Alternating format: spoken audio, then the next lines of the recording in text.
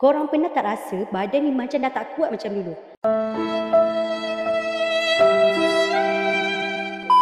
Bangun pagi-pagi je pinggang rasa mencocok, lutut rasa berat, nak angkat tangan pun rasa lengur je. Kadang tu kita fikir, alah biasalah, umur dah makin meningkat. Tapi sebenarnya badan kita tengah bagi signal yang dia dah penat. Penat sebab terlalu banyak kerja, penat sebab tak cukup rehat, penat sebab kita jaga semua orang tapi diri sendiri ni kita letak nombor yang last sekali. Sakit otot dan sendi ni bukan muncul tiba-tiba tau. Dia datang perlahan-lahan dari postur yang salah, stres, kurang bergerak sampailah badan terlalu lama tanggung beban tanpa kita sedar. Kalau korang tengah rasa semua ni, tolong jangan ignore. Untuk elakkan lebih teruk, korang boleh ikut tips ni. Jangan duduk lebih 45 minit yang berterusan. Buat regangan 5 minit setiap hari.